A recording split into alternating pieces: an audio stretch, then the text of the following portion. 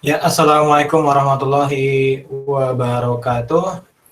Waalaikumsalam Warahmatullahi warahmatullahi wabarakatuh. wabarakatuh. Waalaikumsalam I- warahmatullahi wabarakatuh. Iya, kita mulai lagi sesi yang ketiga, sesi yang opsional dan juga sesi yang terakhir. Kalau saya lihat juga jumlah pesertanya itu 39, jadi sudah agak berkurang tapi nggak masalah karena memang sifatnya opsional. Nah, ada beberapa hal yang perlu kita bahas dan juga perlu kita rapikan terutama untuk malam ini. Saya mau pastikan lagi tadi Hasan udah masuk ya sama Rahardi udah masuk. Iya, Mas. Oke, nah di bagian daftar kelompok saya mau minta tolong untuk dipastikan lagi terkait daftar kelompok yang tugas 1 atau tugas sebelumnya.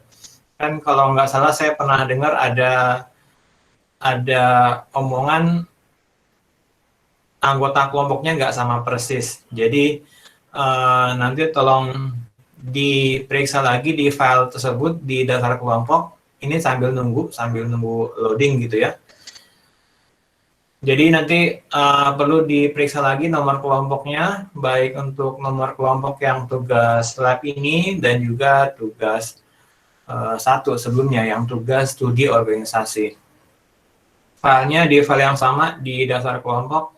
Rahari dan Hasan juga bisa sekaligus ngisi daftar presensi sekaligus. Dan bagi kelompok yang lain, kalau mau ada yang dikoreksi, silakan disampaikan kepada editor yang terkait. Karena kan untuk file ini daftar kelompok nggak semua dijadikan sebagai editor. Nah, ini baru kelihatan, ini sebagai contoh yang untuk di kelas C, ada penambahan di kolom B, jadi menjadi B dan C. Ada kelompok tugas 1 itu di kolom B dan kelompok tugas lab di kolom C. Kalau yang kemarin kita hanya ada di kelompok tugas lab atau kelompok aja, ini urutannya sesuai dengan kelompok tugas lab, tapi tolong diisi yang sesuai dengan kelompok tugas 1 yang sebelumnya. Tolong diingat-ingat atau dicek lagi, saya mau pastikan lagi supaya mungkin nilainya supaya nggak ketukar gitu ya.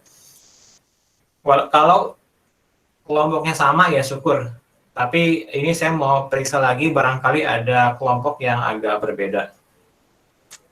Baik di kelas B dan juga di kelas C. Untuk yang sesi 3 juga sama, ini Hasan udah centang, oke silahkan. Yang penting variasinya udah ada. Nah, untuk instalasi kalau saya lihat harusnya semua tidak ada masalah lagi ya, tidak ada masalah untuk instalasi. Jadi ini bisa saya close belakangan. Nah, untuk yang baru di malam ini adalah terkait dengan slide. Jadi ada satu slide yang sudah saya tambahkan di panduan. Di panduan sudah ada linknya, yaitu di sini slide ini ada Google Slide, itu ada link yang juga bisa dilihat. Jadi silahkan bisa dilihat.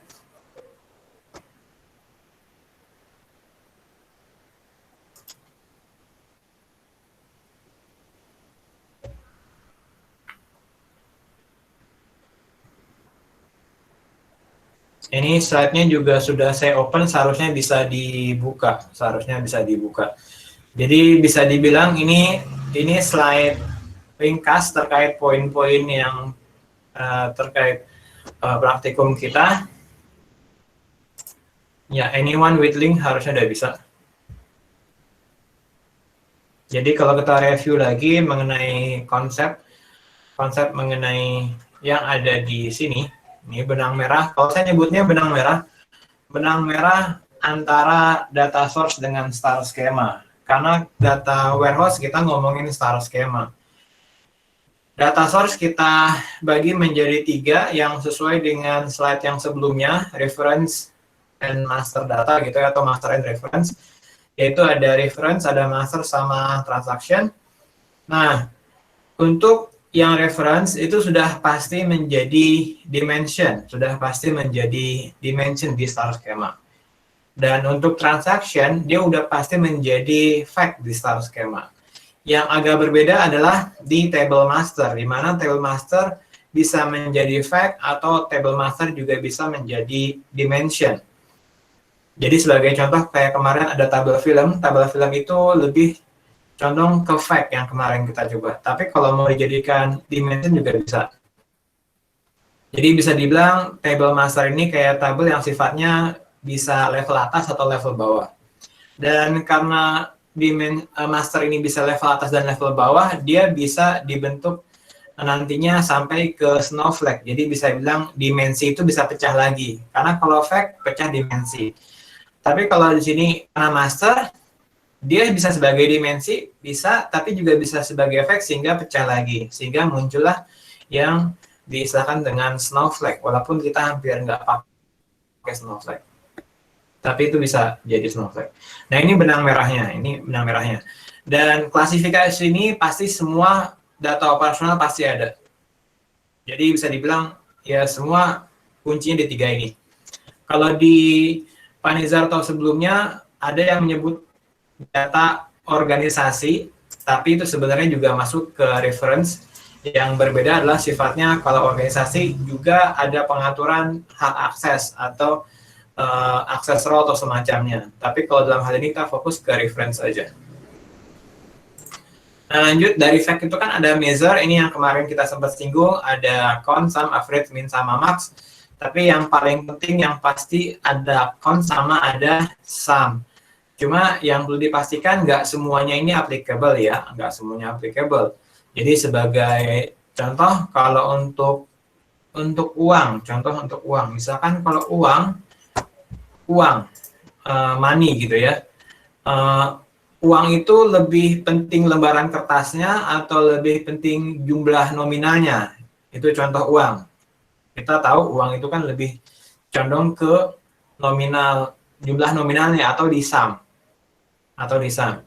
Nah, dan juga sama halnya seperti IPK nih, IP semester 1, IP semester 2. Misalkan ada contoh kalau bercandanya IP kamu berapa? IP saya misalkan 3,9, IP 3,9, tapi iya itu gabungan semester 1 dan semester 2.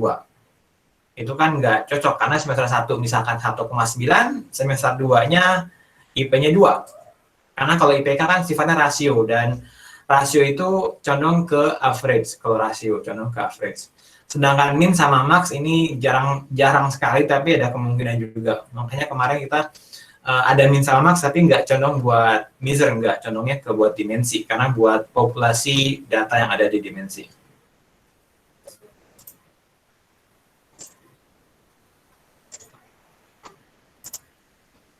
Nah, ini dia. Jadi ceritanya ada konsep lain selain star schema yang kita bicarakan, memang di sini star schema. Ya, di konsepnya memang star schema. Jadi makanya secara originnya memang star schema. Tapi ada lagi yang sekarang orang bisa bikin table yang di denormalized, yang dinormalisasi atau flat atau apapun namanya, atau cukup data source. Ini yang muncul juga bisa digunakan di zaman sekarang. Kalau zaman dulu mungkin star schema. Ya kita pun saat ini masih belajar star schema.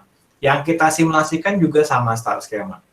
Dan ini dua hal yang sebetulnya dua-duanya bisa ada dan nggak bisa kita pilih salah satu. Karena teorinya ada di star schema, sedangkan pada pelaksanaannya lebih condong ke yang kanan.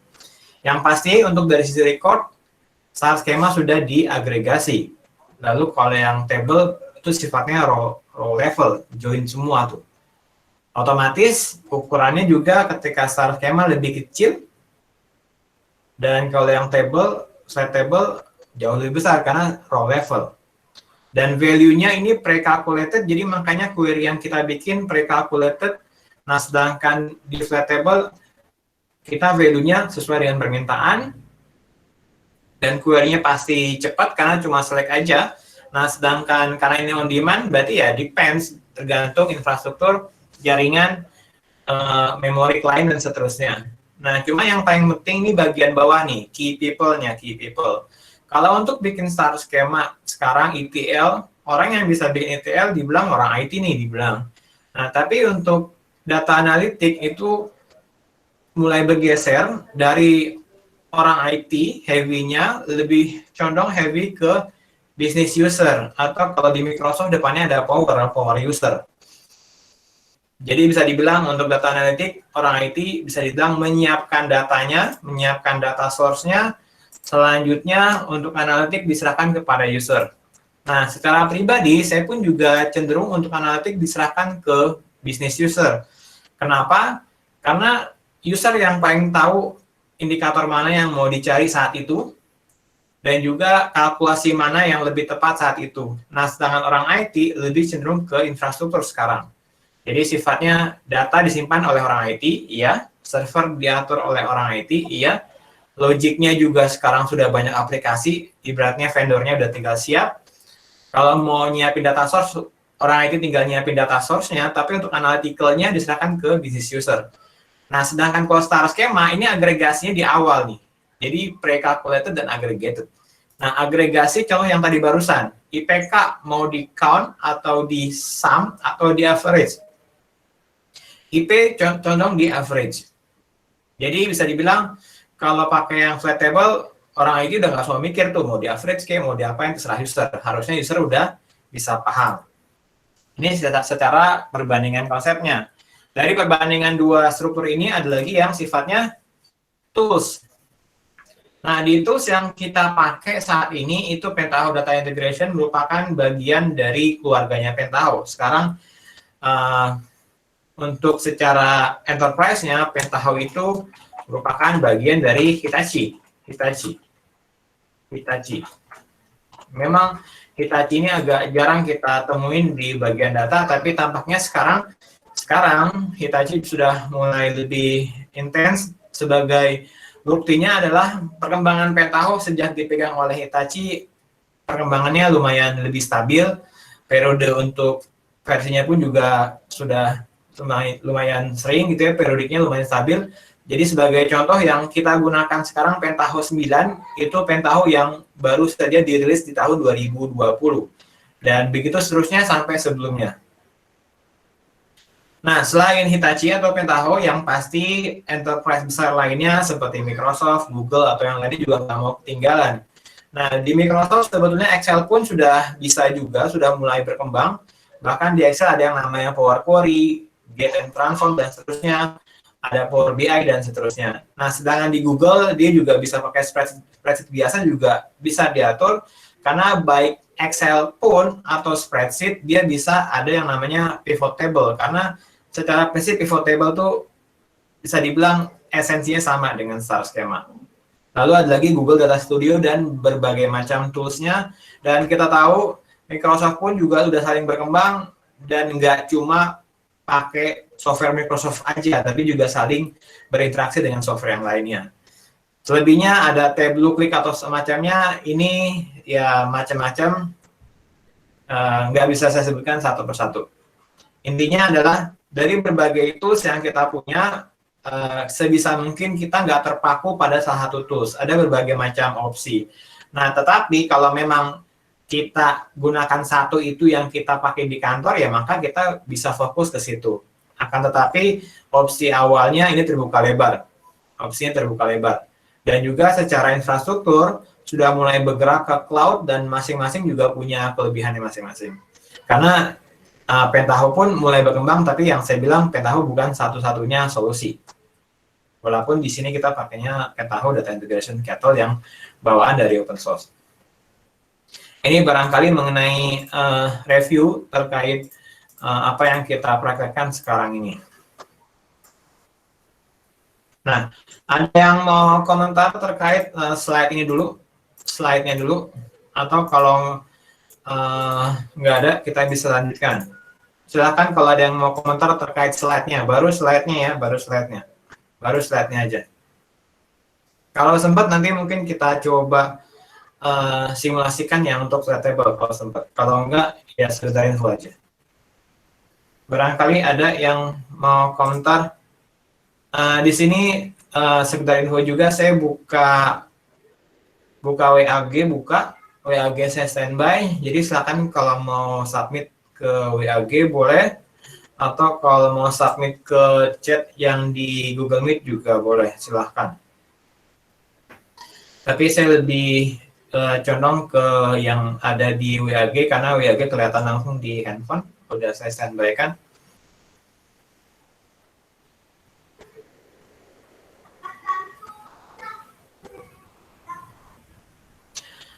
Oke, kalau nggak ada, berarti bisa kita lanjutkan.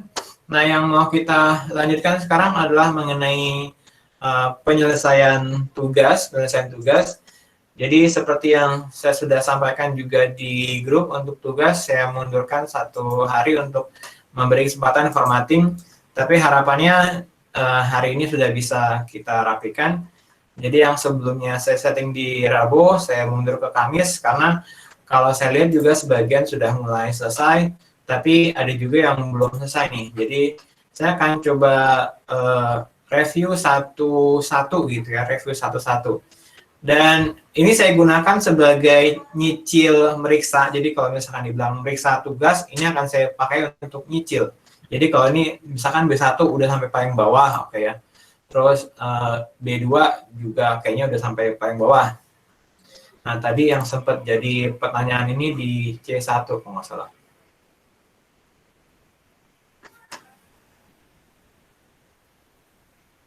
Halo Mas. Nah, di C1, ya di C1 mungkin ngerjain di tempat lain barangkali ya. Ya, terus di Mac-nya Mas Taufik juga belum bisa connect, Mas? Oh, ada kendala di Mac-nya Mas Taufik. Mas Taufik kemarin masih pakai Mac ya? Enggak sih Mas, bukan apa namanya, bukan error, tapi cuman belum dicoba aja. Tadi udah aku coba dan udah bisa sih connect ke MariaDB-nya. Oke. Jadi karena memang ada beberapa kondisi yang berbeda gitu ya. Karena secara prinsip saya pun sebetulnya secara pribadi agak konflik batin. Ya, maksudnya konflik batin adalah ini yang tadinya hint-nya yang saya mau kasih sebagian nih, akhirnya saya kasih semua. Jadi harusnya bisa tinggal diikuti sesuai dengan yang ada di sini. Ini di hint-nya sudah semua, tapi memang sebetulnya jawaban yang ada di sini bukan berarti cuma ini aja yang benar, enggak. Tapi juga ada beberapa, kayak misalkan query-nya berbeda, itu benar, oke, nggak masalah. Tapi kalau value-nya itu beda record, beda apa ya? Beda value tuh mungkin harap segera diperiksa gitu ya. Kalau mungkin bedain nama kolom dikit-dikit masih nggak terlalu beda lah kalau nama kolom. Tapi kalau value jadi sesuatu gitu ya. Nah, kayak misalkan ini kan ada 8 record, ini kan penting nih, beratnya jangan sampai berbeda gitu ya. Lalu kalau query-nya urut-urutannya beda, ya nggak masalah, silahkan urut-urutannya. Karena urut-urutan bisa dibilang nggak ngaruh. Ini ada yang pakai koma 0 atau pakai timestamp juga beda dikit, masih nggak masalah, masih masuk akal. Kalau untuk nama ini mau small in, big in, ya mau in ganti dikit masih nggak masalah. Dan selebihnya, nah ini dia yang agak-agak susah sebetulnya nih.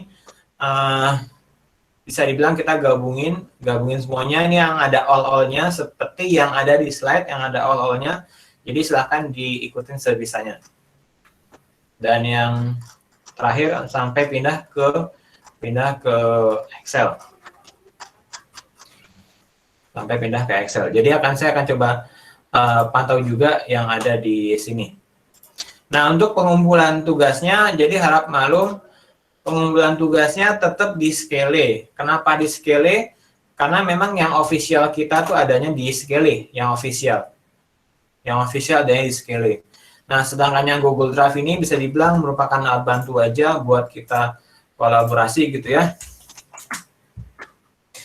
Untuk submit tetap di Scale. Walaupun yang disubmit cuma PDF, tapi tetap harus disediakan di Scale.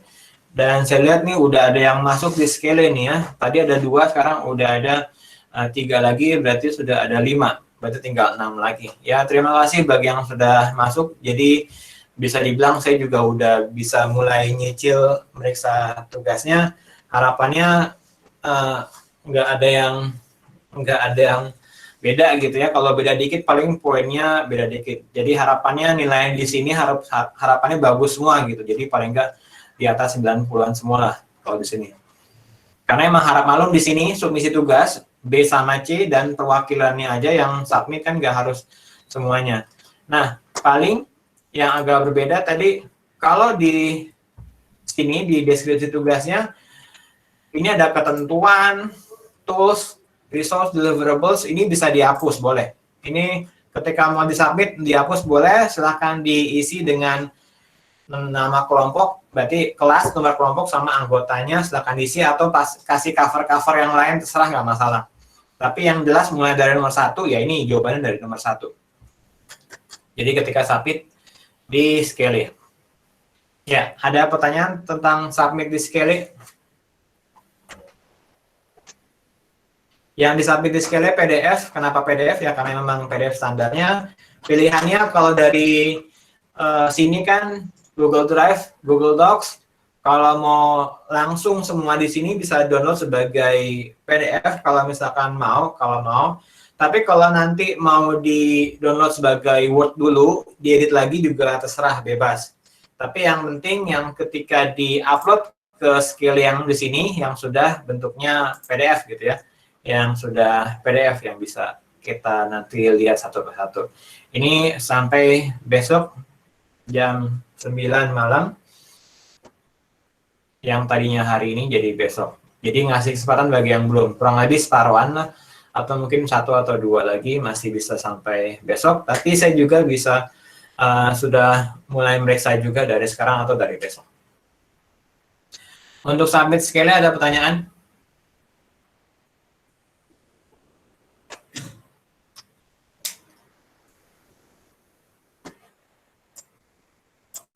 Oke, berarti kalau gitu submit scale-nya berarti saya anggap tidak ada pertanyaan. Ya harap dipastikan lagi ya. Ini Kamis besok jam 9, tapi lebih cepat akan lebih baik.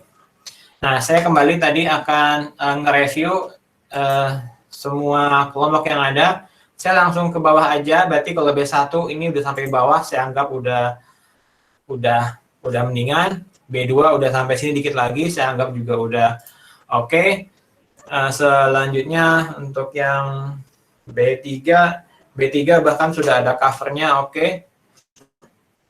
Sudah sampai bawah juga saya anggap sebagai sudah oke. Tinggal reformatting gitu ya, reformatting atau layouting. Lanjut di sini ini B4.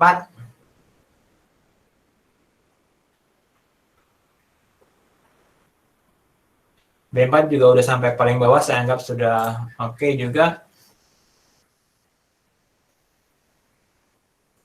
Lalu B5.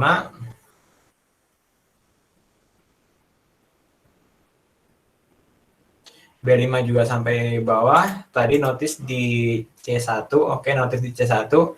Nah, untuk misalkan kayak C1, kalau nanti kita bisa coba lihat, kita coba lihat dulu untuk yang bantuan C1. Lanjut ke C2.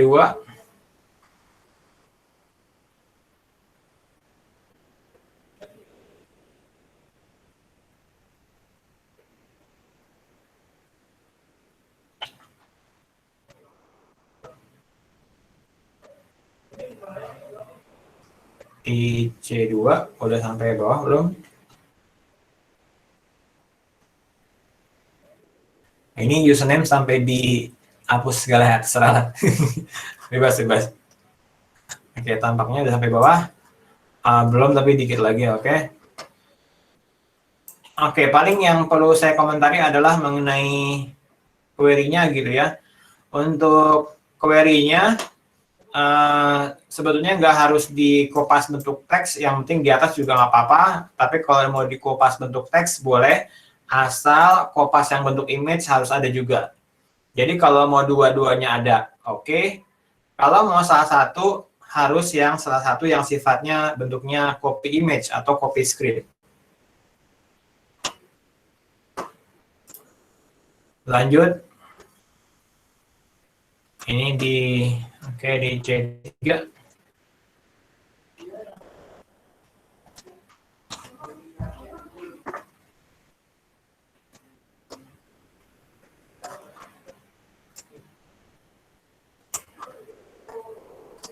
Di C3 udah sampai bawah, saya anggap sudah oke.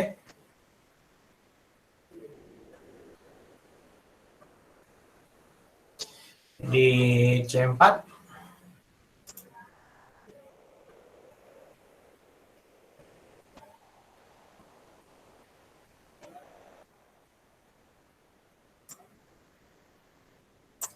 di C4 sedikit lagi saya anggap juga sudah oke.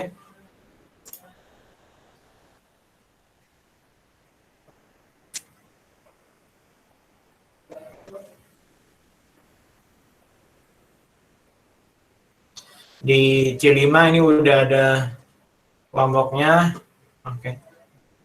Nah, paling kalau mau komentar sedikit gitu ya, walaupun sih nggak harus, ketika ada penyampaian terkait nama dan NPM, saya lebih condong untuk yang NPM dulu baru nama.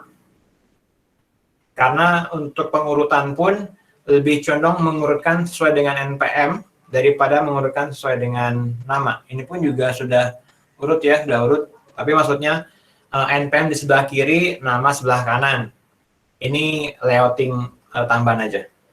Walaupun nggak wajib kok. Karena di beberapa list yang kita punya, kita listnya NPM dulu baru nama. Dan sebagian besar kayak gitu. Sebagai contoh di absen juga NPM dulu baru nama.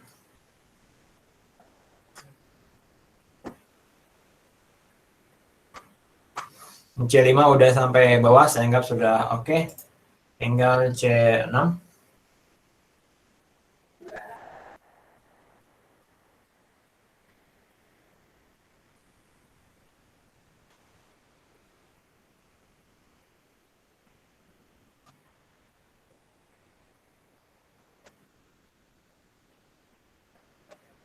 Ya, C6.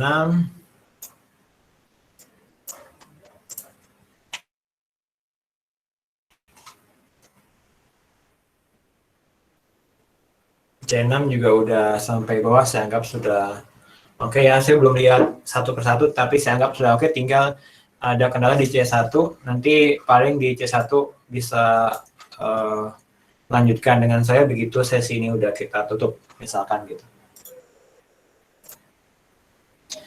Pemeriksaan udah cukup selesai.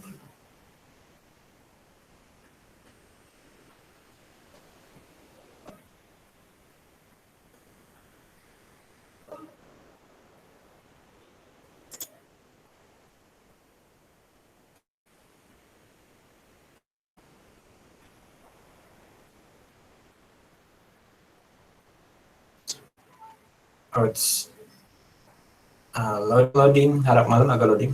Harap malum agak loading.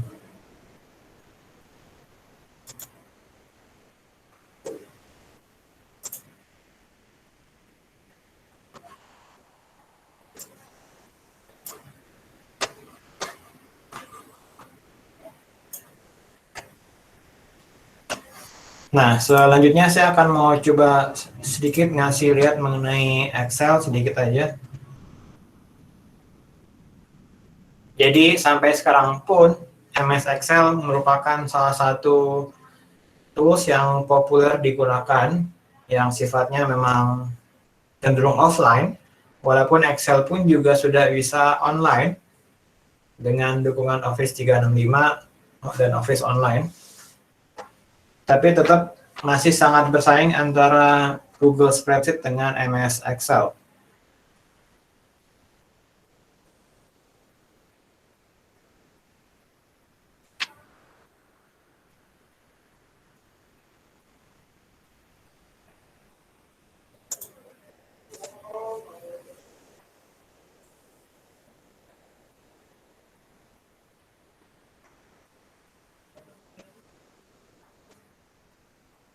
Ya, sampai sini ada yang mau komentar? Kalau dari kelompok yang lain masih ada kendala yang untuk selain C1?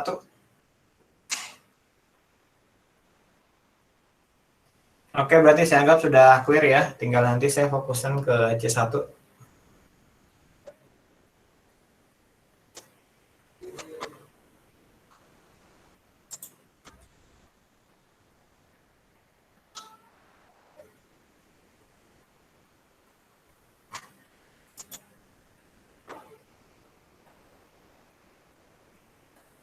Nah, di Excel, mulai Excel 2013, itu sebetulnya sudah ada yang namanya Power Query. 2010 atau 2013, tapi masih add-on atau add-in.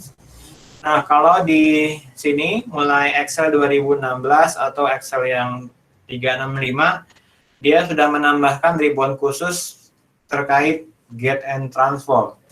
Jadi kalau sekarang Excel juga bisa ngambil data ke dalam database, itu yang agak nggak biasa. Dan untuk insert ke dalam database juga sepertinya udah bisa, karena beberapa waktu saya juga sempat lihat ada driver MySQL for Excel. Coba saya sempat lihat dulu. MySQL or Excel. Nah, ini dia. Ini sebetulnya saya belum pernah make, tapi paling nggak bisa jadi bahan pembahasan. Karena kita mau ngomongin Excel, pakai Excel, tapi datanya ada di MySQL. Sehingga ada yang namanya MySQL for Excel. Ini sekedar info aja, bagi yang udah nyoba mungkin barangkali bisa cerita. Di sini apa ada yang udah nyoba mengenai, sudah pernah nyoba ini, MySQL for Excel? Saya pun belum pernah nyoba, tapi barangkali di sini yang udah pernah nyoba bisa cerita.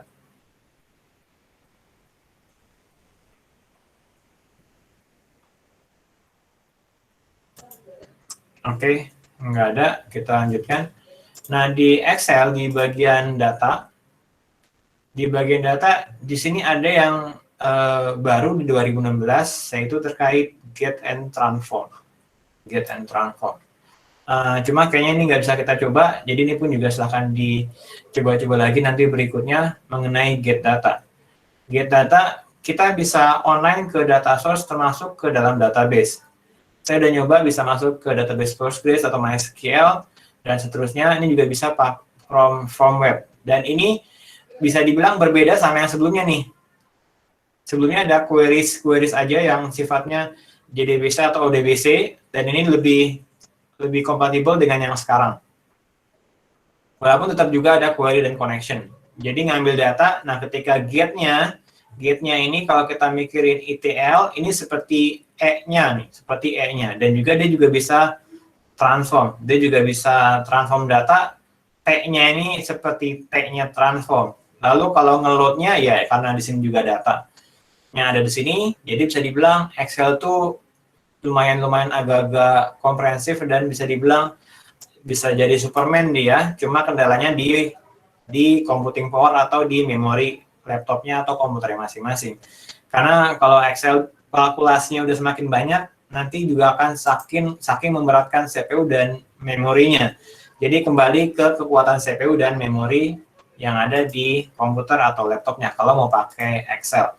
Dan Excel pula yang biasa dipakai oleh auditor untuk mengolah data atau mengaudit data operasional di sebuah sistem.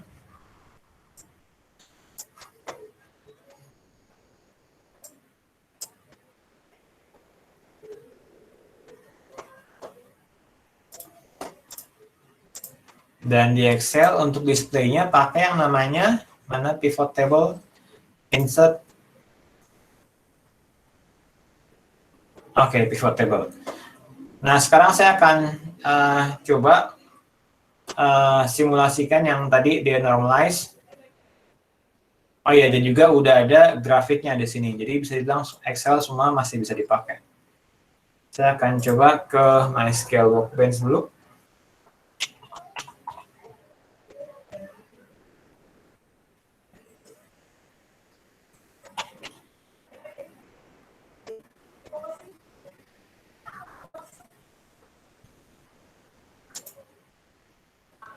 Kita coba pakai export data, kita nggak pakai langsung data, tapi seharusnya semoga bisa.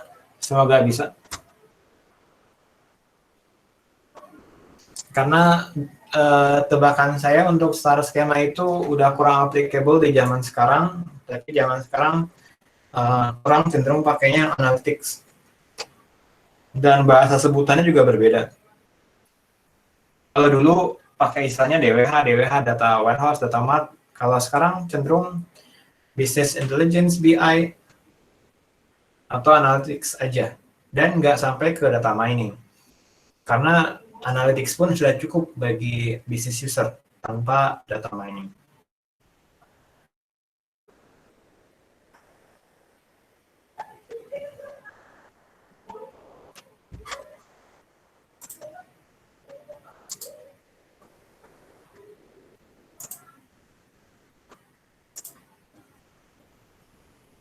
Nah, sampai sini ada pertanyaan. Kalau ada pertanyaan juga bisa masukin di WAG juga bisa.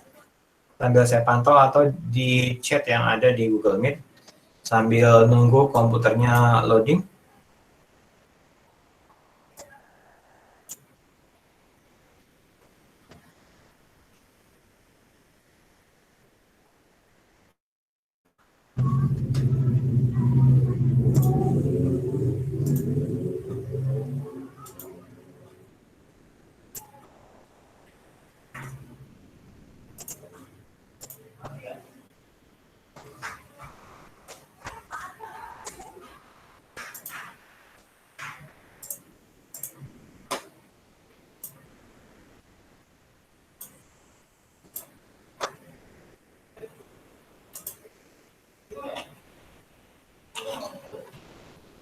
Kita coba lagi.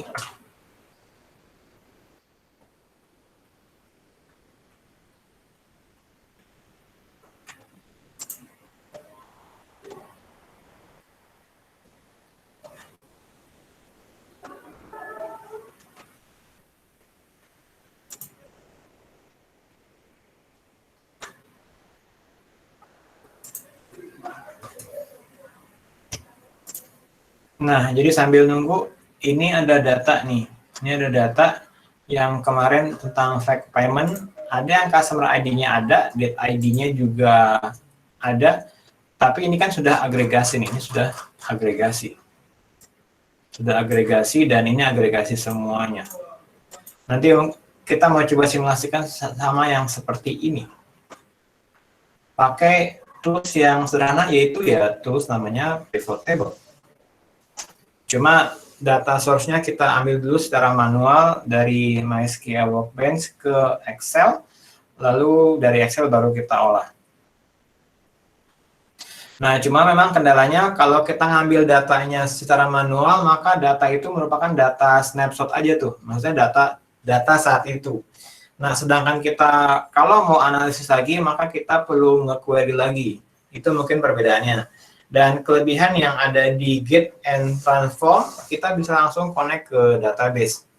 Nah, cuma memang perlu dipertimbangkan kalau untuk langsung connect ke database operasional buat analisis itu sangat tidak disarankan. Jadi, normalnya juga kita perlu menyediakan suatu mekanisme database staging atau database mirror untuk pengolahan analisis dan seterusnya. Nah, sekarang kita mau ambil tabel yang paling banyak nih. Tabel yang paling banyak adalah tabel payment. Tabel payment. Dan di tabel payment ini bisa juga kita join. Kalau misalkan di konsep set table adalah kita join kemana-mana. Tapi kalau dalam hal ini kita simulasikan kita nggak sampai join. Hanya sampai ke satu tabel itu aja.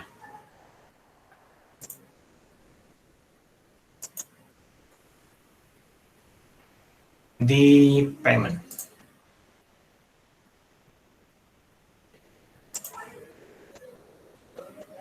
Oke, ini yang keluar Sakila 2, ya nggak apa-apa ya, sama aja kan sebetulnya baik itu Sakila 2 atau Sakila 2019 2. Saya akan coba pakai down limit deh. Oke, down limit.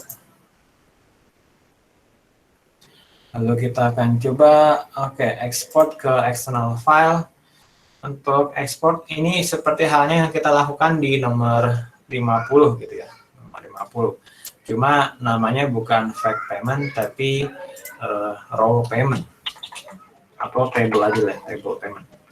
Jumlah recordnya nih ada berapa nih? Kelihatan nggak jumlah recordnya? Mana dia? Atau kita juga bisa select count bintang count Aquila payment.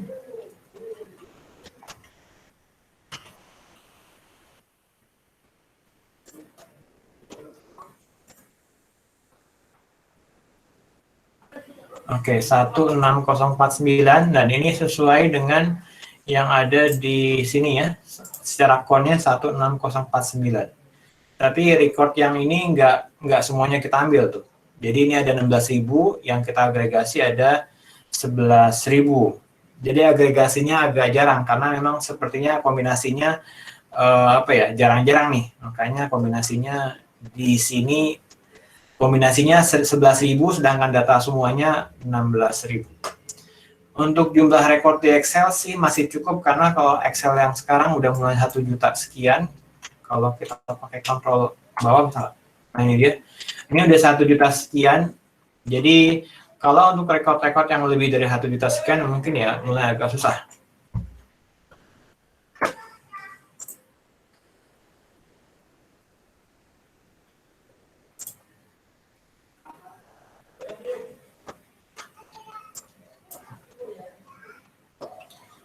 Tadi kayaknya belum kita ekspor ya.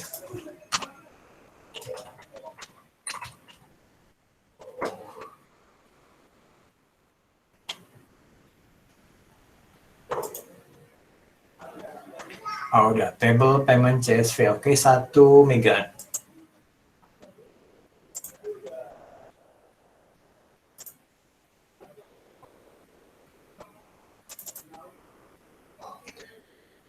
Table payment CSV, oke kita bisa buka pakai Excel. Tapi karena CSV kita ubah dulu ke Excel.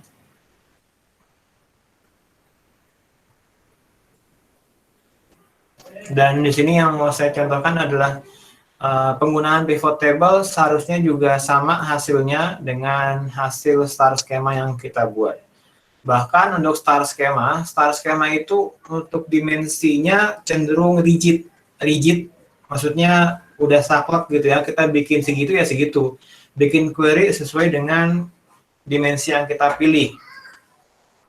Nah, sedangkan untuk sweat table dimensinya masih bisa fleksibel, mau dimensi mana yang mau kita pilih. Asal dimensi itu merupakan kategorisasi atau klasifikasi yang sifatnya seperti kolom reference. Oke, sekarang kita ke table payment. Oke, table payment ini udah CSV, udah seperti ini. Dan sekarang kita coba save as dulu ke Excel supaya nanti bisa lebih kompatibel dengan Excel, CSV-nya nggak berubah. Oke, kita save.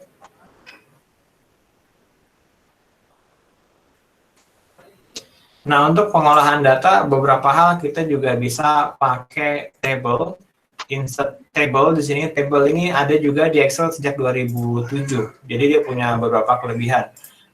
Excel table. Dia memastikan bahwa kolomnya dia nggak akan beda dia, dan ini secara ribbonnya juga udah agak beda. Dan ini area yang bisa dibilang area terkait table, dan tabelnya juga bisa dinamain. Buat reference juga lebih stabil pakai yang ini. Nah, sekarang kalau kita mau bandingkan dengan star schema yang kemarin. Nah, star schema ini kita fokus ada di count, ini count sama sum amount gitu ya, count dari sum amount.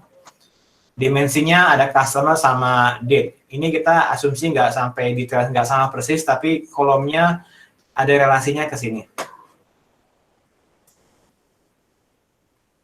Ini data source. Ini belum flat table, karena belum di-join dengan yang lain. Yang dimaksud dengan flat table adalah di mana customer ID-nya sudah di-join dengan customer, namanya atau apanya, staff-nya juga di-join dengan staff, dan selebihnya di-join semua, rental juga dan seterusnya. Nah, sekarang kita fokus ke table yang ada di sini, table payment, dan kita bisa bikin pivot table di sheet yang baru atau sheet yang di sini. Kita akan coba sheet yang baru, insert pivot table. di new worksheet.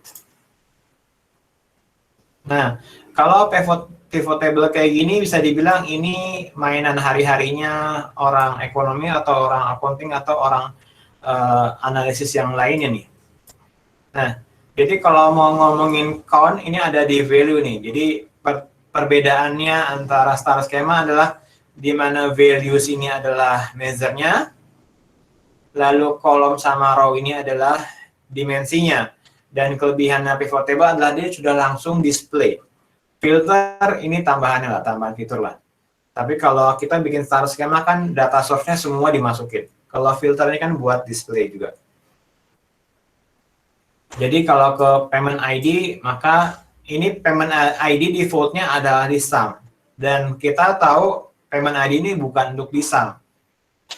Jadi kita bisa langsung ubah sendiri. Jangan di sum, tapi cukup di count. Ya, kita ganti count. Nah, yang ada di sini, sum, count, average, max, min, bisa dibilang ini juga sama dengan agregasi yang ada di star schema. Selebihnya ini tambahan kita nggak harus pakai, kita ganti ke count aja. Nah, ini dia. Di count 16.049. Dan ini juga sesuai dengan prinsip yang 00 tuh. 00. Jadi bisa dibilang kita mau menghasilkan angka yang di sini 16.049 udah nggak perlu query lagi. Itulah mengapa kalau kita kembali ke slide untuk analytical mulai bergeser dari orang IT ke business user. Nih, ke business user. Dan ini belum pakai suatu kalkulasi atau klasifikasi tertentu. Nah, untuk klasifikasinya ya bisa kita tambahkan. Kalau yang kemarin, kita identifikasi dulu nih mana yang dimensi, mana yang bukan. Tapi kalau di sini memang tidak ada klasifikasinya. Oleh karena itu, ya kita juga harus tahu sendiri klasifikasinya itu. Mana kolom-kolom yang menjadi klasifikasi, lalu mana kolom-kolom yang menjadi values. Dan di pivot table memang nggak dijelaskan. Kita akan masuk ke customer ID dulu. Nah, ketika di sini bentuknya rows, nah ini 1, 3, 2, 2, 2, 7. Ini juga sesuai dengan Excel yang hanya customer ID aja nih. Contoh di sini. Jadi bisa dibilang apa yang kita lakukan di sebelah kanan itu sama dengan hasil query yang ada di sini. Tuh, 32, 27, 26, 22. 32, 27, 26, 22. Jadi bisa dibilang, nggak usah pakai query. Ngapain query ribet-ribet gitu ya? Karena query yang ada di dalam star schema juga query-nya query basic. Jadi query tipikal lah ibaratnya. Kalau digeser ke kanan, lebih ke arah urutan ke kanan aja gitu ya. Tapi hasil datanya sama. Kalau di star schema, contoh ke yang bawah dan dikombinasikan kolom-kolom-kolom. Nah, ini kalau di sini. Lalu kembali kalau ke ini date ya, ini date. Ini date. Kita bikin date. Tapi kalau dengan pivot table, kita juga bisa pakai staff ID aja. Tuh. Keluar tuh. Staff ID 1 sekian, staff ID 2 sekian. Jadi dengan pivot table yang seperti ini, kita bisa menghasilkan sesuatu data yang belum didesain oleh star schema. Star schemanya kelewatan, nggak dibikin. Ya, ini juga bisa keluar kayak gini. Ada staff ID ada 2 nih. 1, 2. Nah, lanjut ke rental ID.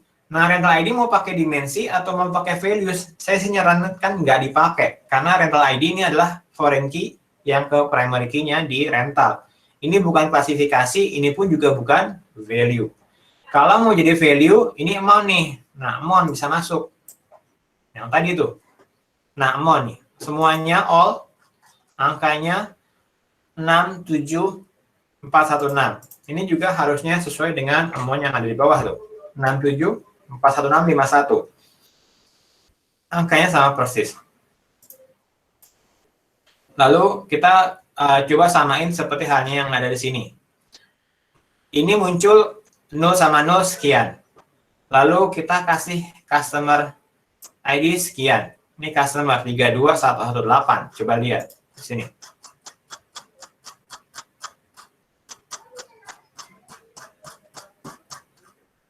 Dia tuh 321868 dan seterusnya sama semua.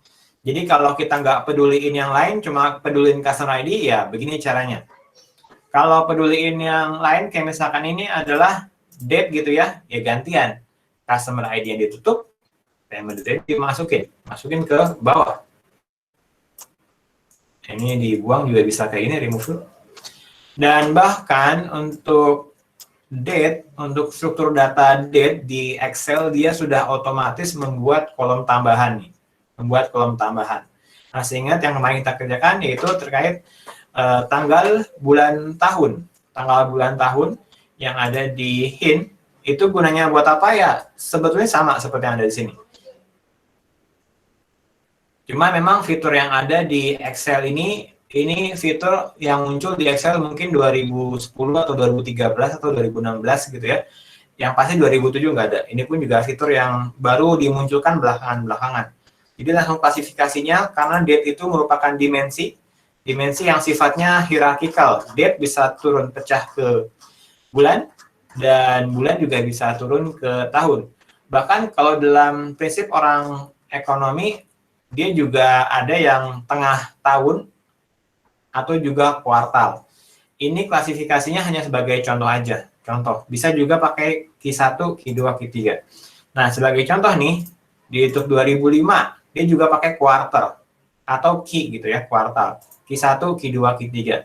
Dan kita memang sesuai dengan data kita, dari kemarin kan mulainya dari bulan Mei, 24 Mei sampai 14 Februari. Jadi memang secara kuartal, nyampainya dari 2005 kuartal 2 dan berakhir sampai 2006 kuartal 1. Dan hasilnya seperti ini. Dan di drill down atau di breakdown juga pecah ke bulan. Bulan ada di sini, dan memang harinya kita nggak sampai ke hari. Karena memang untuk klasifikasi atau analytical, biasanya orang yang sifatnya eksekutif, dia nggak akan lihat sampai ke record. Nggak sampai lihat record per record, nggak. Tapi dia akan lihat sampai agregasinya seperti ini aja. Dan ini pun juga sudah cukup. Dan apa yang kita lakukan di sini barusan, itu nggak pakai query sama sekali. Jadi juga bisa dikerjakan oleh orang lain yang sifatnya business user atau power user atau eksekutif, bukan orang IT. Ini pakai Excel gitu ya, yang saya contohin pakai Excel. Nah, kalau tools yang lain gimana? Prinsipnya sama. Selanjutnya ada lagi kolom last update. Ini ada beberapa kolom yang sifatnya nggak terkait gitu ya. Karena last update bisa dibilang ini kolom yang nggak dijadikan sebagai agregasi. Jadi biarkan, nggak usah diapa-apain lagi. Nah, kalau di filter tadi kayak misalnya mau filter misalkan years-nya 2016 aja gitu ya. Ini years-nya jadi 2005 aja. Nah, ini kelebihan untuk display. Untuk apapun softwarenya, apapun juga mekanisme UI-nya, drag and drop-nya, secara prinsip dia cenderung ke pivot table, di mana bedanya kalau prinsip star schema yang udah real, di mana values ini hanya bisa diisi oleh measure, lalu row atau kolom ini juga hanya bisa diisi oleh dimensi. Paling bedanya itu. Untuk bikin grafik atau semacamnya, Excel pun juga udah sama. Makanya di sini ada yang namanya chart. Untuk chart, pivot chart, selebihnya bisa diatur sedemikian rupa. Jadi kita mau display baik di Excel ataupun tools yang lainnya, harusnya chart ini mengikuti hasil agregasi, dan hasil agregasi juga mengikuti table yang ada di sini. Nah, terus kelebihannya lagi, kalau ini pakai query, ini bisa kita refresh, lalu juga sheet-nya bisa ke refresh, dan chart-nya juga bisa ke refresh. Cuma kayaknya nggak saya contohkan, karena di sini kita nggak mensimulasikan perubahan data. Tapi lazimnya kan data itu setiap hari berubah, setiap periodik pasti berubah, jadi di sini data ada yang namanya di Excel pakai refresh, dan dia tetap menggunakan prinsip refresh, jadi asinkronos gitu ya. Data tetap nggak langsung diupdate, di refresh sesuai dengan kebutuhan atau di refresh setiap dibuka dan seterusnya. Prinsip refresh. Nah, cuma memang secara teori apa yang saya sampaikan di sini malahan agak bertentangan dengan teori yang kita pelajari.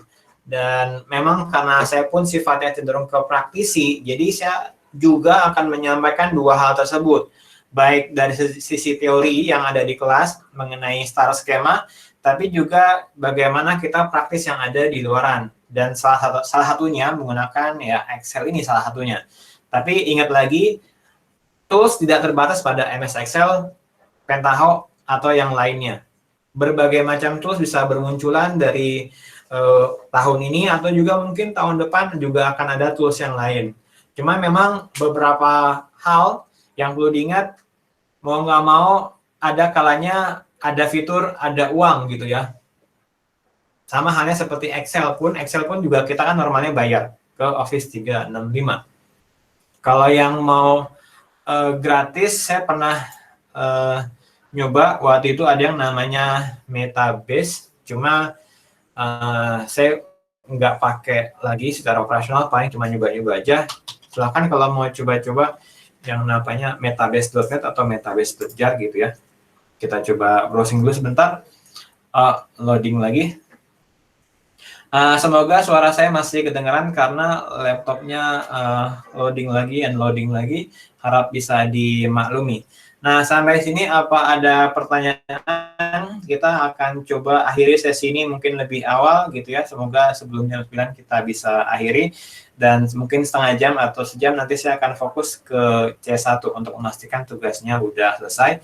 Dan saya harap tugasnya dikumpul semua tanpa ada yang terkendala. Kalau ada yang kendala bisa sampaikan ke saya juga, bisa di WAG juga atau di email. Tapi saya cenderung ke WAG aja, karena WAG cenderung lebih dipantau dari yang email gitu ya. Nah, kita mau cari yang namanya Metabase.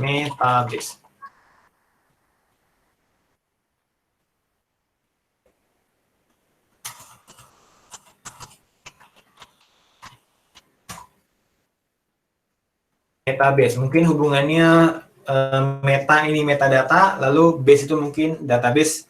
Ini ada Metabase in company. Ini teman-temannya ada Tableau yang tadi sempat kita singgung. Ini Looker.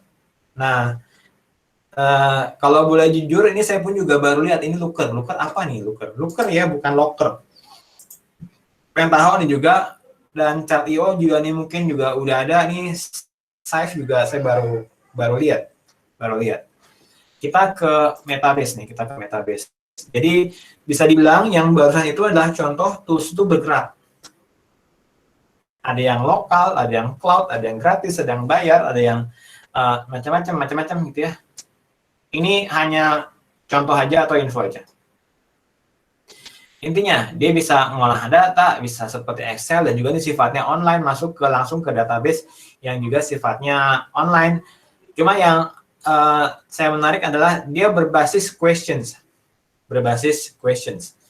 Karena kan yang jadi pembahasan atau komunikasi antara pimpinan dengan staf IT atau bawahan adalah pimpinan nanya, berapa banyak sih, sekian, dan itu pun sifatnya berbasis questions. Dan dari questions itu diimplementasikan dengan query. Lalu dari query di-display dengan grafik yang seperti yang tadi bisa kelihatan tadi barusan tuh. Desi klaimnya juga ada testimoni dari Gojek katanya gitu. Dan seterusnya. Dan ini sifatnya memang open source, cuma ya kembali karena sayang sekali gitu ya. Sayang sekali karena open source ini versinya pun juga kayaknya nggak nambah-nambah versinya. Untuk yang Metabase ini,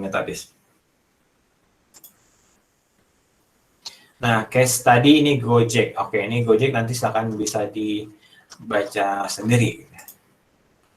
Nah, ini pun versinya masih 0, belum ada versi 1.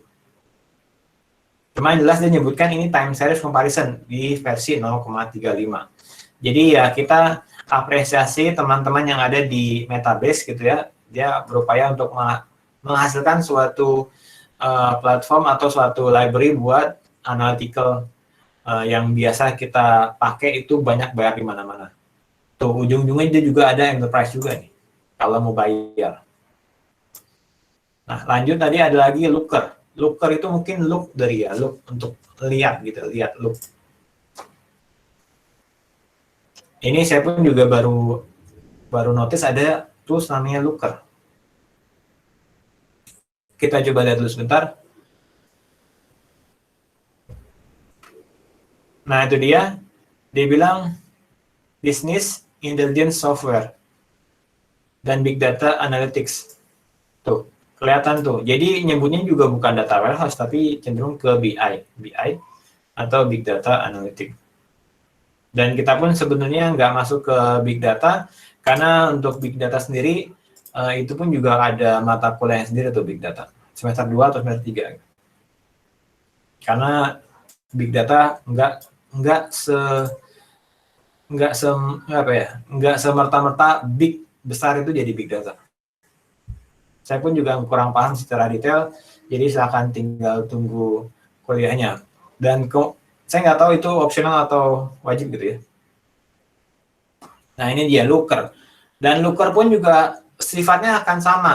Intinya ada data source, ada pengolahan, ada display. Display juga sifatnya agregasi. Ada filter dan seterusnya. Mau secantik apapun ini gambar-gambarnya, tapi tetap intinya agregasi. Yang perlu kita bahas adalah mengenai data source. Data source klasifikasi sehingga kembali ke konsep manajemen data. Konsepnya adalah untuk data, untuk klasifikasinya itu ada di reference sama master. Yang perlu diingat, jaga file master atau record master, jangan sampai data masternya itu double misalkan dan seterusnya, itu juga ada di manajemen data nih. Kembali ke sini. Dan reference atau klasifikasi semuanya itu semua bergantung pada konsep bisnis. Jadi makanya di S2 kita di MTI di semester 1 ada yang namanya manajemen data yang kita pelajarin sekarang. Oke, dari saya mungkin cukup sekian. Ini simulasi yang tadi kita ngomongin mengenai flat table. Cuma sayang sekali kita nggak sampai join ya. Jadi untuk diingat aja kalau mau di-join, jadi table ini di-join dengan customer name-nya misalkan, staff-nya, dan seterusnya di-join. Jadi satu data awal kita join sehingga bisa menghasilkan label-label atau rincian yang lain mirip dengan yang ada di hint, yaitu di hint yang ada di sini untuk ngejoin. Cuma bedanya kan kalau untuk yang di hint yang di nomor berapa nih? Nomor nih, untuk yang di sini kan ini sudah diagregasi. Jadi bandingkan saja, ini ada table film yang di-join dengan language-nya, tapi language itu bukan cuma language ID, tapi language labelnya, year-nya juga terserah atau yang lain juga terserah di-join.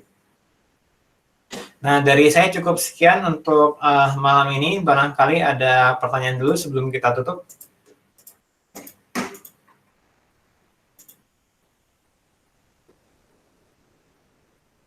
Ya, Mas, mau nanya.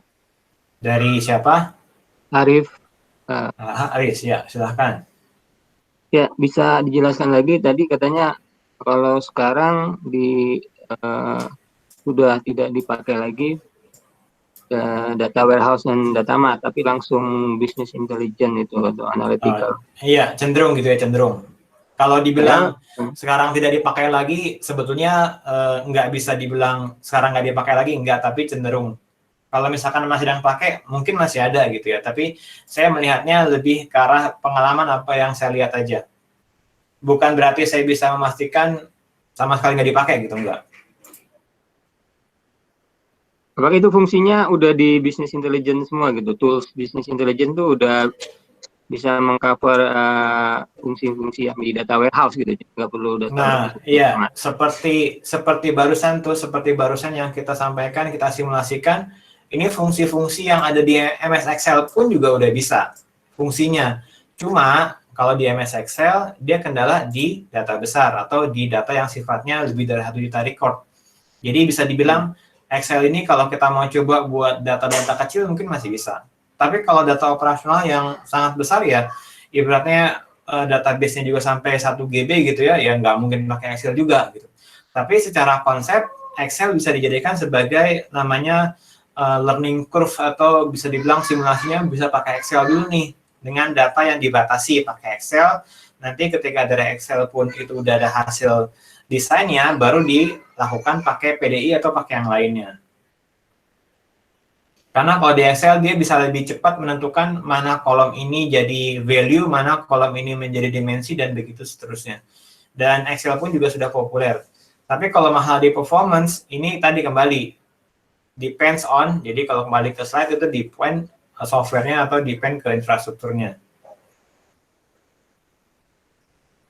Barangkali kayak gitu. Ya, makasih, Mas. Ya, barangkali silahkan kalau ada yang mau menambahkan juga boleh, atau ada yang mau cerita soal implementasi data warehouse atau implementasi BI di kantornya masing-masing juga masih bisa dipersilahkan.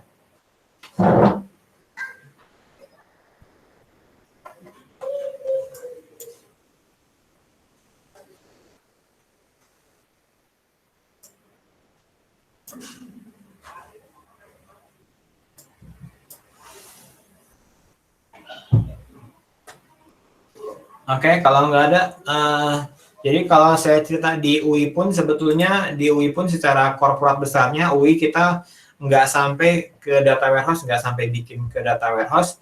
Dan kalau ada pun pengolahan data itu juga bisa dibilang cenderung ke cluster atau tetap juga ke silo, yaitu pengolahan data ke aplikasi atau ke rumpun aplikasi. Jadi kalau kita bilang apakah UI juga sudah punya corporate data management gitu ya, sampai sekarang pun juga bisa dibilang belum sampai ke arah sana. Manajemen data juga belum sampai ke arah sana. Tapi ini merupakan mata kuliah yang tetap pantas untuk kita pelajari buat pengembangan berikutnya, walaupun belum semua menerapkan data warehouse juga, walaupun juga semua juga belum tentu pakai data mining juga atau belum beli software BI juga. Nah, cuma paling nggak yang minimal kita sebagai personel bisa memahami konsep-konsepnya. Nanti sewaktu-waktu pimpinan kita nanti minta masukan, kita bisa ngasih rekomendasi yang terkait konsep-konsep yang ada di manajemen data. Ada lagi barangkali dari teman-teman yang mau komentar?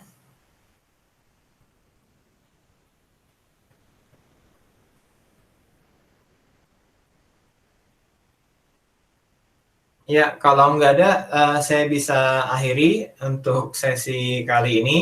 Jadi, walaupun kita sama sekali tidak ada sesi tatap muka, jadi saya anggap sebisanya kita manfaatkan waktunya. Dan juga untuk semester depan, saya dengar info mungkin mau online lagi atau mungkin PJJ lagi. Saya juga belum dengar infonya. Sudah ada info atau belum? Atau di sini Hasan atau Rahardi udah dengar info dari MTI atau masih belum?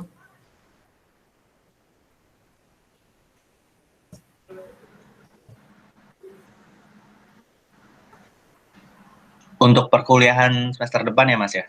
Iya, semester depan barangkali ada yang udah dengar info dari Mbak Dewi atau dari Bu Betty. Semester depan full PJJ sih, Mas. Masih daring. Iya, yang saya dengar juga seperti itu, full daring. Walaupun juga ada kemungkinan dikombinasi gitu ya, karena memang melihat dari perkembangan yang ada di Indonesia gitu ya, ini kondisinya udah mau dibuka new normal, kayak kemarin kita udah mau buka lab, ternyata itu resikonya juga semakin kelihatan lagi, jadi makanya kita ya dari sini aja. Dan bisa dibilang ya sangat-sangat beresiko dibilang ke kampus gitu ya. Tapi kalau ke kantor mungkin ya untuk kewajiban, jadi makanya sebagian yang ke kantor tetap ke kantor. Tapi untuk kuliah, sebagian besar akan lebih ke PJJ atau ke daring. Nah, kalau untuk yang S2, di sini saya belum dengar untuk uang kuliahnya, karena secara uang kuliah itu di S1 saya pernah dengar juga di UI udah mulai dibahas tuh mengenai apakah untuk uang kuliahnya masih sama atau enggak. Karena secara prinsip barangkali dianggapnya secara perhitungan costingnya kalau PJJ harusnya lebih murah, mungkin kurang lebih seperti itu. Itu yang di S1 sudah mulai ada pembahasan, tapi kalau di S2 saya sih belum pernah dengar. Tapi bagaimanapun harapannya semua standby aja. Kalau untuk yang teman-teman yang pembiayaannya dari kantor atau kampus atau dari beasiswa yang lain mungkin tidak ngaruh, tapi mungkin ini ngaruhnya kepada yang dibiayai oleh orang tua atau dibiayai sendiri. Tapi ketebakan saya sih agak susah dikurangin karena belum ada keputusannya. Jadi anggap aja bayar full tapi tetap bayar koneksi internet tiap bulan. Saya rasa seperti itu, saya rasa. Tebakan saya sih. Ada lagi? Tapi kemungkinan ada Pak ya? Ya, karena di S1 itu sudah mulai ada protes, ada apa ya? Bisa dibilang protes lah ya. Jadi bocorannya tuh dari yang S1 dari BEM-nya itu juga udah mulai protes lah gitu, udah mulai protes karena biasanya kalau yang PJJ kan sifatnya PJJ gitu. PJJ kalau fair PJJ ya cost-nya jangan sama lah dengan cost yang tatap muka biasa.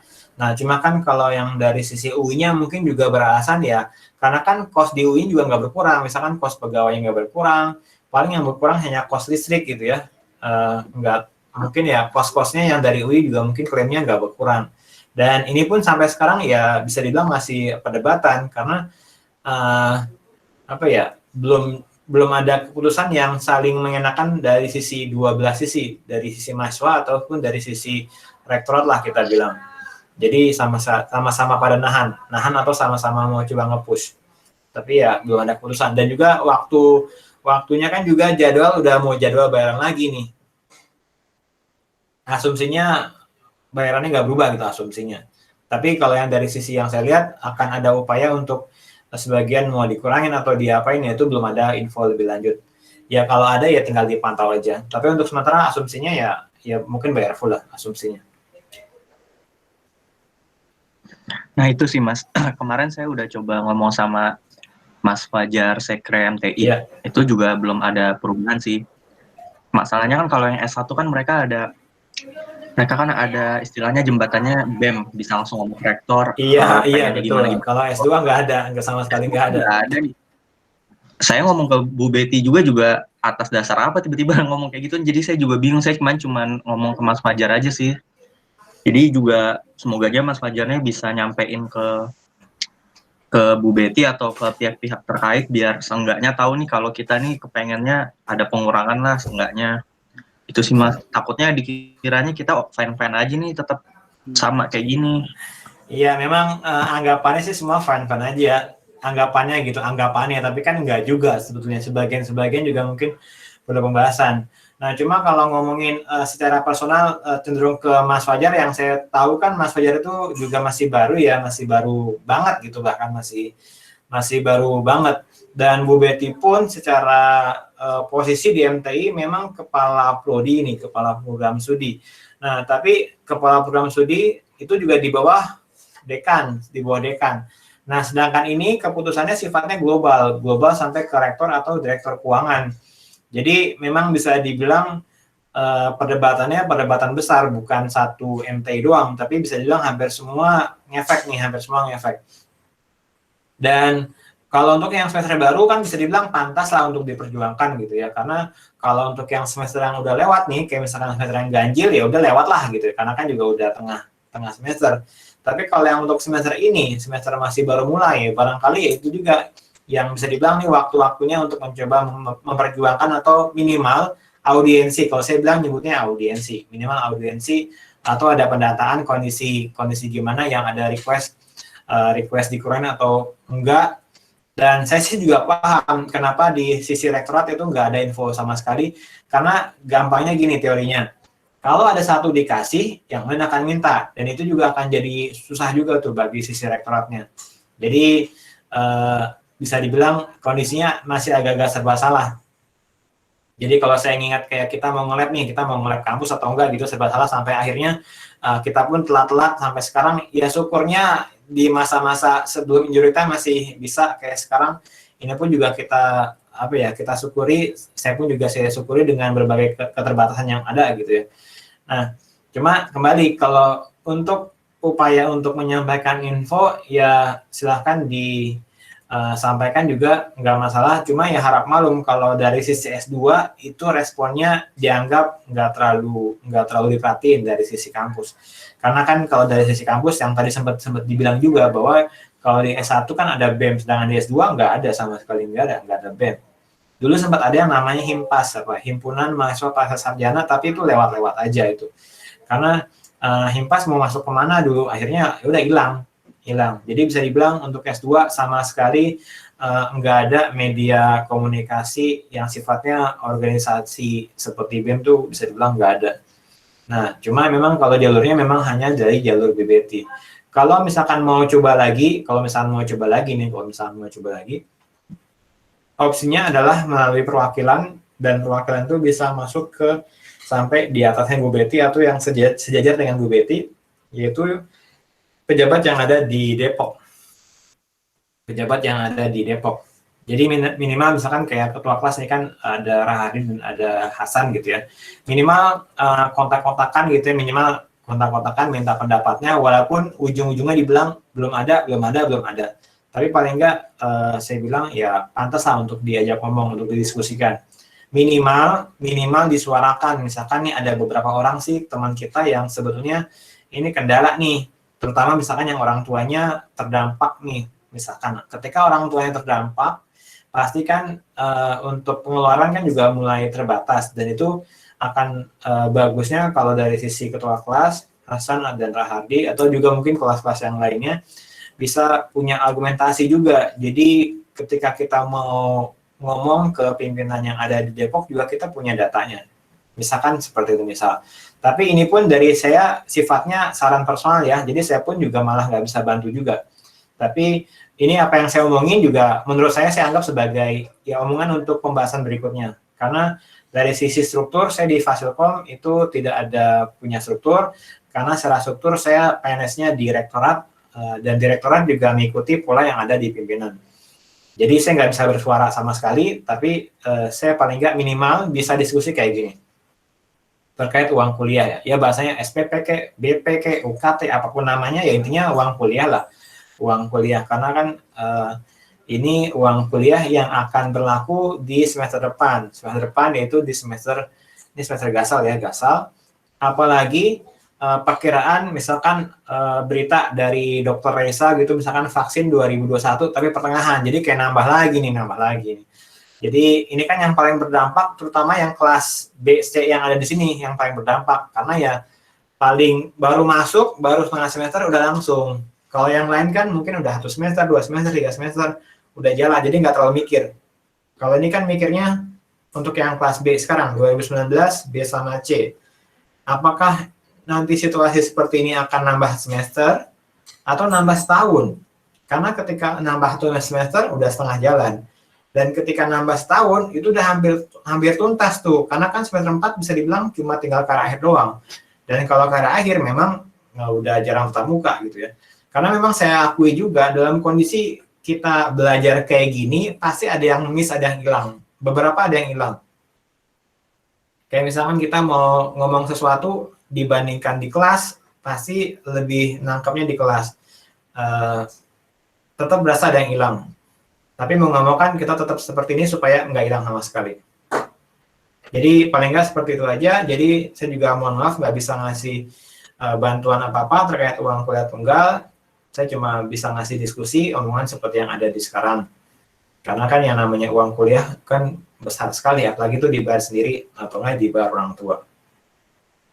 Paling dari saya cukup itu aja, sedikit komentarnya terkait uang kuliah tunggal atau FBP kita nyebutnya, biar pendidikan. Ada lagi yang mau komentar sebelum kita akhiri? Sudah pas jam 9.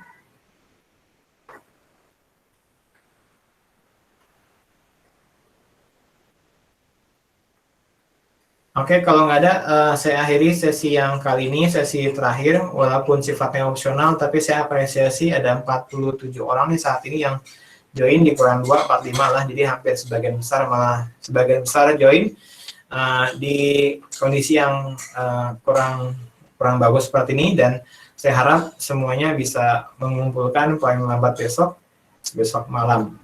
Dan ini mungkin barangkali saat ada setengah jam atau kurang atau lebih, nanti saya akan coba fokus ke yang ada di C1. Jadi ini akan saya tutup, lalu kita break sebentar. Saya akan request kepada anggota-anggota yang ada di C1 untuk tidak leave meeting ini, Tapi recordingnya akan saya selesaikan sebentar lagi. Yang di C1 saya harap untuk tidak live. Tapi recordingnya akan saya selesaikan. Ada lagi yang mau komentar? Mau ngasih kata pengantar, penutup, atau semacamnya? Saya kasih persilakan.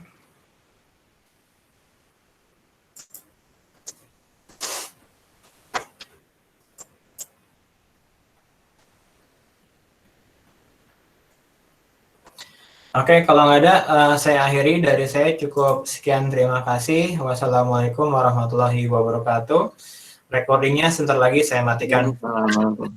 Waalaikumsalam. Makasih Mas Budi. Iya, sama-sama. Terima kasih juga. Terima kasih Mas. Selamat malam. Ya, Mas Budi. ya, selamat malam juga. Ya, yang lain boleh live kecuali yang di C1. Recording saya matikan.